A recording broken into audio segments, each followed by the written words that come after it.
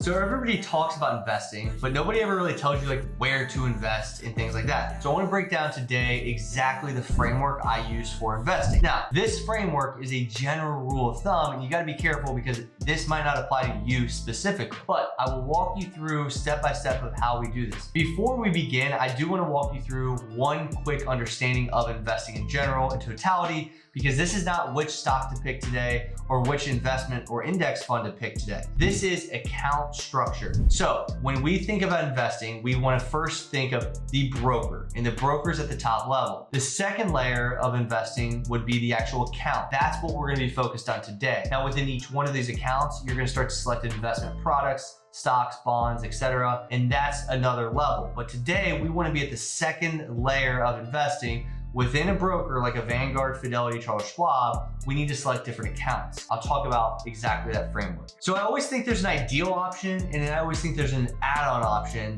for most people out there. The most ideal option, in my opinion, would be a 401k, 403b, 457b, maybe a TSB, an employer sponsor, maybe in a TSP situation, a government-sponsored plan. Secondly would be either Roth or traditional IRA. And third would be a taxable brokerage account. Now, a lot of people don't even understand the difference between Roth and a Roth 401k versus a Roth IRA. So Roth, when people say I have a Roth, there's no such thing. That is a type of account. So you could have a Roth IRA, you could have a Roth 401k, depending on what type of plan at work you potentially have. Now let's walk through the exact framework of the add-on options that a lot of people have at their disposal, but not everybody. Number one is an HSA, a health savings account. Number two is a solo 401k, or maybe even a SEP IRA if you're self-employed. This kind of serves as a replacement for the 401k if in fact you are self-employed. You might even have an employee stock purchase plan, ESPP. Maybe you have an ESOP. My wife had an ESOP at her old company. Employee stock ownership plan. You might have RSUs, restricted stock units. There's all sorts of different things that different companies allow, which is why these are more so the add-on options and not the ideal portfolio. You might even have cryptocurrency in the mix. You might have children that you have child accounts for. You might have a Roth IRA for them, assuming they have earned income.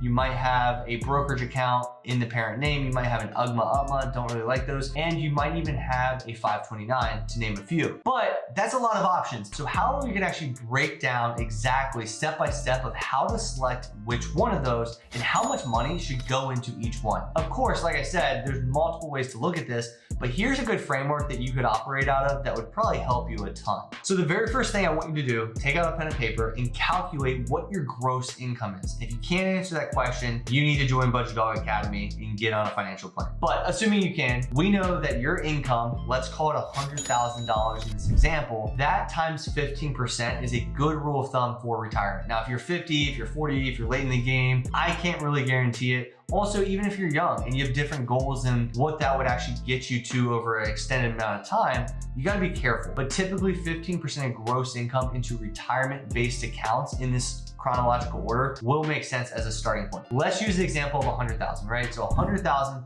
times 15% is $15,000. That means every single year, I need to allocate $15,000 throughout the entirety of the year to these accounts in this specific order. So number one is a 401k, 403b, maybe 457b, or TSP. You might be a teacher, you might be a government employee, you might be in the military, you might be a regular W-2 employee, so that's gonna depend on which employer-sponsored plan you have. I would get the match. So whatever your company is going to match is the most important thing here.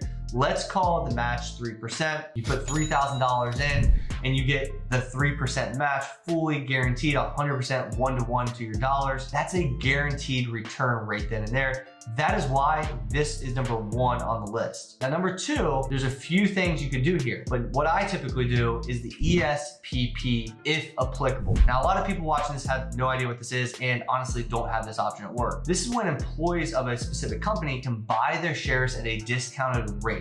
Let's call it 10 to 15% at a discounted rate. You lock in a guaranteed return there, and that's a pretty good benefit. So if you have that option, it would be an awesome thing to apply that extra 15% to on your way down in this framework. So let's skip that. For the sake of this video, most people probably don't have that. So let's say step one, we have $3,000 allocated. Step two, we have nothing. Now, step 3 is to max out a Roth or traditional IRA depending on your tax diversification plan. Again, work with a good CPA. This is the stuff we talk about all the time in BudgetDog Academy to maximize your tax dollars and to pay the least amount as possible. So let's assume the Roth IRA in 2023 is $6,500 limit and you're an individual. So therefore, the next $6,500 of that $15,000 pot goes to, let's say, the Roth IRA. Now we have $9,500 allocated, $3,000 in step 1, $6,500 in step 3. We've skipped step 2, remember, and now we're on to step 4. The remaining portion of that $15,000 or 15% of your gross income should go back into your 401k. So you're like, well, hold on, why are we splitting the 401k contribution? We're not. We're actually putting those together, but in order for sequential reasons,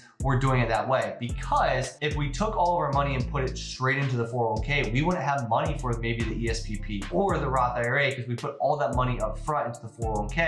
Maybe that's not the most advantageous way to do things. So now we have a particular situation in which we have $3,000 in step 1, $0 in step 2, $6,500 to make that $9,500 in step 3, and $5,500 remaining in step 4. So if we add steps 1 and 4, the 401k contribution together, we have $3,000 plus $5,500. That's $8,500 allocated to your 401k. On the flip side, the IRA has $6,500. $6,500 plus $8,500, if I can do correct math, equals $15,000. So then how do you actually contribute that on an annual basis? The first piece of the equation is the 401k. And when you sign up for a 401k, if you ever had before, you would know that you specifically pick a percentage. So what I would do, we're using $100,000 in income, I would take 8,500 in our example divided by 100,000, and I know that's 8.5%. That would be the allocation I would select in my 401k. Now, whether you go Roth or traditional,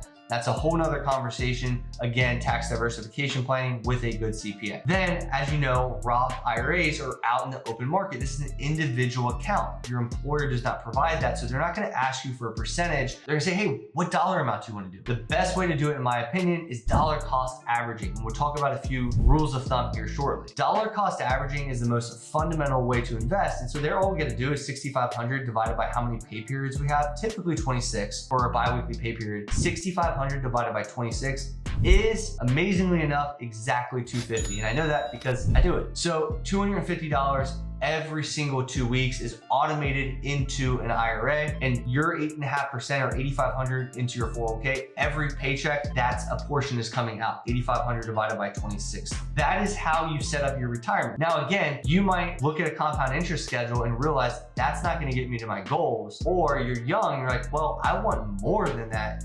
By all means, you have to adjust accordingly. This is a framework. This is not concrete. So then you ask yourself, okay, well, my retirement's set, but what about non-retirement? Well, I have 2 different accounts that you could often go to. So my 5th piece of the puzzle in this 6-step sequence is the HSA. The health savings account can easily be slotted up to number 2 if you really like it. And I've seen people do it, and I have no problem with people slotting at number 2. I love the HSA. It's one of the best accounts out there. And in fact, it's my favorite from a tax strategy perspective because there's so many benefits. I have an entire HSA video. Hit the top right hand corner and you'll get to see more of that. But HSA is such a tremendous tool. In 2023, you can put $3,850 as a single individual, which is the example we're using. Or if you're a family, $7,750 per year. If you do that divided by 26, which I do as a family, that comes out to be $298.07 every 2 weeks. Now, the only requirement for this account is a high deductible health plan. So you may or may not have this option. If you can swing it, make sure you watch my video on the HSA first to make sure it applies to your situation.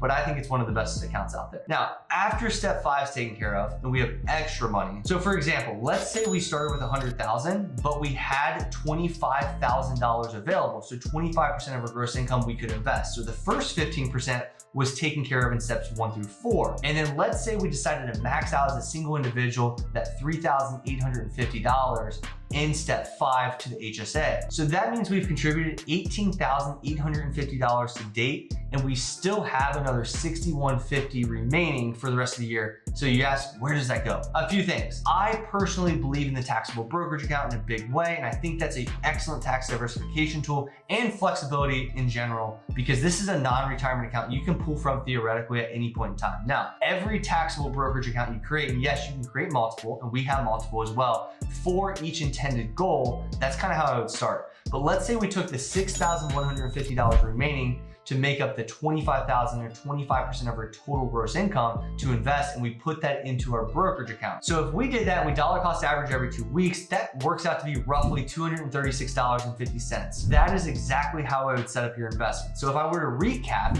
I'm gonna go ahead and put the actual recap on the screen and not go through it as I'm talking right now, but this is a very, very fundamental way to set up your investments for where you put your actual dollars into different investment accounts. Now, obviously there's a whole nother conversation on within those accounts, how do we actually allocate those dollars? I do have a very good video on this, of course, that goes into selecting your allocations within these accounts, but there's different levels. And as we talked about in the beginning, there's layers to investing. Remember, we select a broker, we select the accounts, which is what we talked about today, and then we select the investments, which is what the other video is about. I'm gonna put them in the show notes below as well as up in the upper right-hand corner so you can watch those. And I hope this helped in a big way organize your finances and organize your investments. And I will see you next Monday.